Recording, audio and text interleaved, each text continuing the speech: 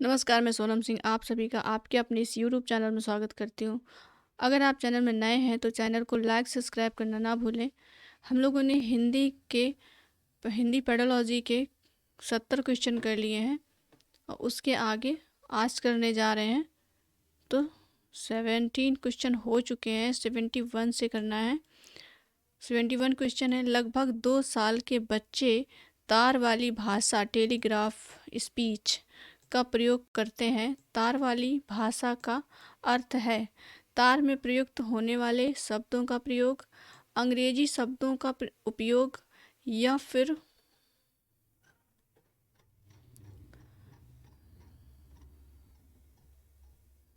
संक्षिप्त वाक्यों का प्रयोग करना या फिर मुख्य अर्थ को व्यक्त करने वाले संज्ञा, क्रिया, विशेषण आदि शब्दों वाली अभिव्यक्ति। तो आपका ऑप्शन डी सही हो जाएगा। लगभग 2 साल के बच्चे तार वाली भाषा का प्रयोग करते हैं। तार वाली भाषा का अर्थ है मुख्य अर्थ को व्यक्त करने वाली संज्ञा, क्रिया, विशेषण आदि 2 शब्दों वाली अभिव्यक्ति। इस आयु वर्ग के बच्चे प्रायः वाक्य संरचना में निपुण नहीं होते। इसके बदले वे मात्र मुख्य शब्दों का आकारगत उच्चारण कर मंतव्य व्यक्त करने का प्रयास करते हैं। क्वेश्चन नंबर 27, भाषा अर्जन के संबंध में कौन सा कथन उचित नहीं है? भाषा के नियम सीखे जाते हैं, या बी है परिवेश से प्राप्त भाषिक आंकड़ों के आधार पर सहज रूप से भाषिक नियम बनाए जाते हैं, या भाषा अर्जन में भाषिक परिवेश महत्वपूर्ण होता है, या फिर इसमें समाज सांस्कृतिक विशेषताओं को सहज रूप से आत्मसात किया जाता है। तो ये ऑप्शन ए सही हो जाएगा, भाषा के नियम सीखे जाते हैं। क्वेश्चन नंबर 73, निम्नलिखित में से किस उद्देश्य के लिए प्राथमिक स्तर पर भाषा नहीं सीखी जाती? जीवन के विभिन्न स्थितियों को साधना, भाषा का व्याकरण सीखना, मन की बात कहना सुनना, या अपनी अनेक ज़रूरतों को पूरा करना। तो बी ऑप्शन आपका सही होगा, भाषा का व्याकरण सीखना। ऑप्शन क्वेश्चन क्या कह रहा है, निम्नलिखित में से किस उद्देश्य के लिए प्राथमिक स्तर पर भाषा नहीं सीखी जाती है? तो भाषा का व्याकरण सीखना इस उद्देश्य से नहीं सीखी जाती है। क्वेश्चन नंबर 74, भाषा शिक्षण का निर्माणकारी उपागम इस बात पर बल देता है कि व्याकरण के नियम जानना ही शुद्ध भाषा प्रयोग का एकमात्र आधार है। समाज में व्याप्त भाषाई व्यवहार का अवलोकन करते हुए बच्चे स्वयं ही नियम बना लेते हैं। सी है बच्चों को भाषाई नियम कंठस्थ करवाए जाएं, और डी है बच्चों को भाषागत शुद्धता पर विशेष बल देना चाहिए।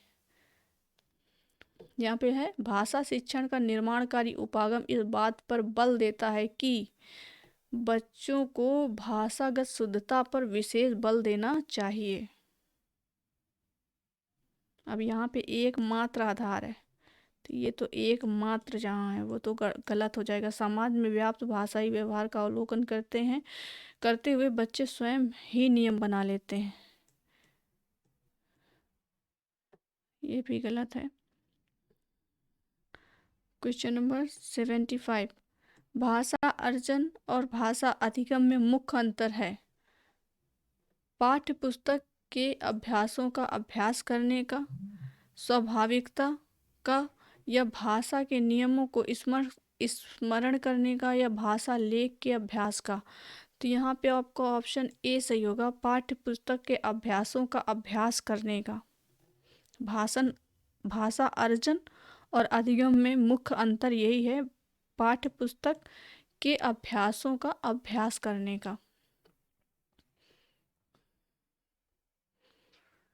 भाषा अर्जन और भाषा अधिगम में मुख्य अंतर स्वाभाविकता का है। भाषा अर्जन स्वाभाविक रूप से होती है, जबकि भाषा अधिगम के लिए प्रयास करना पड़ता है। क्वेश्चन नंबर 76, किस तरह के परिवेश में बच्चों का भाषा विकास अपेक्षाकृत बेहतर होगा?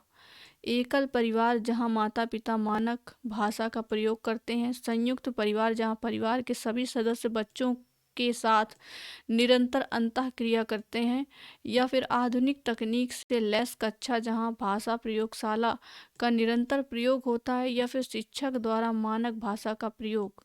तो आपका ऑप्शन ए सही हो जाएगा, एकल परिवार जहां माता पिता मानक भाषा का प्रयोग करते हैं।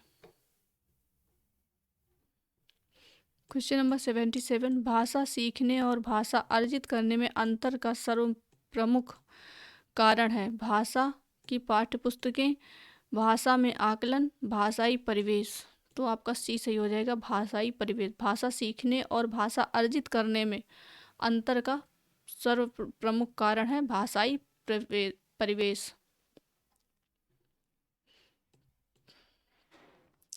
पहली कक्षा की नादिरा पढ़ते हुए बार बार अटकती है, ऐसे में आप क्या करेंगे? नादिरा को डांटेंगे कि वह सही से क्यों नहीं पढ़ती, या फिर उसे पढ़ने के लिए मना करेंगे, या फिर उससे कहेंगे कि पहले पढ़ना सीख लो फिर कक्षा में पढ़ना, या फिर धैर्य से काम लेते हुए पढ़ना सीखने में उसकी मदद करेंगे। तो आपका डी ऑप्शन सही हो जाएगा। क्वेश्चन नंबर 79, हिंदी की कक्षा में प्रायः हिंदीतर भाषी बच्चे अरुचि प्रदर्शित करते हैं क्योंकि अध्यापक उनकी भाषा संबंधी त्रुटियों को सहजता से अस्वीकार नहीं करते, इसीलिए ये आपका ऑप्शन सही हो जाएगा। अध्यापक उनकी भाषा संबंधी त्रुटियों को सहजता से स्वीकार नहीं करते। हिंदी की कक्षा में प्रायः हिंदीतर भाषा बच्चे अरुचि प्रदर्शित करते हैं क्योंकि अध्यापक उनकी भाषा संबंधी त्रुटियों को सहजता से स्वीकार नहीं करते, जबकि अध्यापक को चाहिए कि त्रुटियों को सहजता से स्वीकार करके उनको शुद्ध लिखकर पढ़कर बताना चाहिए, जिससे बच्चों में सुधार हो सके और भाषा के प्रति रुचि जागृत हो सके। क्वेश्चन नंबर 80 है, पढ़ना सीखने का वास्तव में सबसे अच्छा तरीका यह है कि बच्चे बिना मात्रा वाले शब्दों की वर्तनी बना सकें, या चित्र के साथ अनुमान लगाना सीखें, या फिर सबसे पहले वर्णों की पहचान करना सीखें, या 12 खड़ी अच्छी तरह से याद करें। तो ऑप्शन बी सही हो जाएगा, चित्र के साथ अनुमान लगाना सीखें।